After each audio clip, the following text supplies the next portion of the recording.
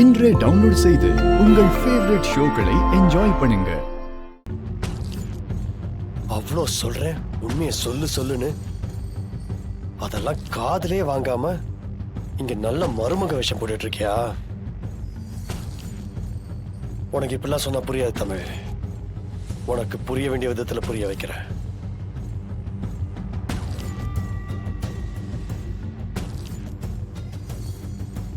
என்னது காலையில எழுந்து வந்து தமிழுக்கு ஒரு குட் மார்னிங் கூட சொல்லாம போறான்.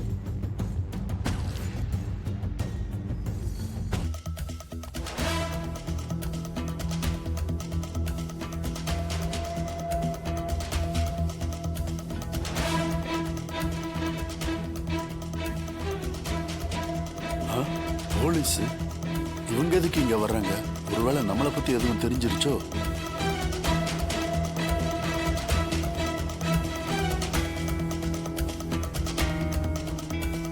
சார் என்னாச்சு?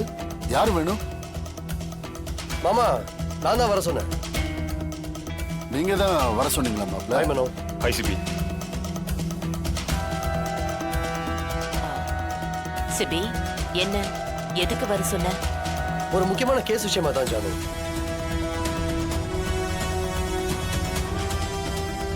ஆக்சுவலி இவன் என் ஃப்ரெண்டு மனோ.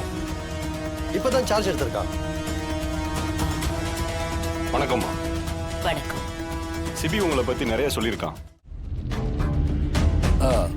மாப்ள என்ன கேஸியா? என்ன கேஸா? இந்த வீட்டுல முடிக்காம இருக்கே அந்த கேஸ் தான் மாமா.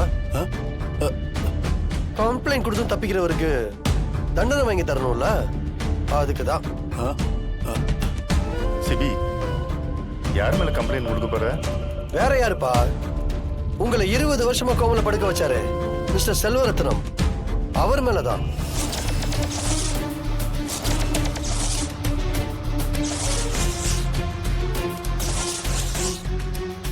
சிபி, அப்பா ப்ளீஸ், இந்த விஷயத்துல உங்க பேச்சனால கேட்க முடியாதுப்பா. நீங்க கொஞ்சம் அமைதியா இருங்க.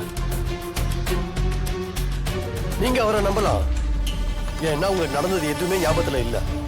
அதே நம்பிக்கை எங்களுக்கும் வரணும்னு நினைக்கிறது தப்புப்பா.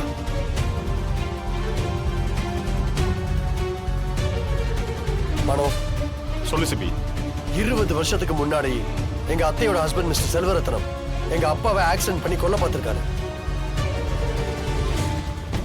இப்போ அந்த ஆள் எங்க இருக்காருன்னு என்ன ஏதுன்னு எந்த தகவலும் இல்ல. அவர் மேல நான் இப்போ அபிஷியலா கம்ப்ளைண்ட் கொடுக்குறேன். அந்த ஆள் இந்த உலகத்துல எந்த மூலையில இருந்தாலும் அவரை தேடி கண்டுபிடிச்சு சட்டத்துக்கு முன்னாடி நிறுத்தி சரியான தண்டனை வாங்கி தரணும். சிபி, நீ பண்ற தப்பால அம்முக்கு எவ்வளவு கஷ்டம் தெரியுமா? பிரகாஷ், சிபி எதுக்கு கண்டிக்கிற? இந்த விஷயத்துல சிபி என்ன பண்ணாலும் நான் சிபியை தடுக்க மாட்டேன்.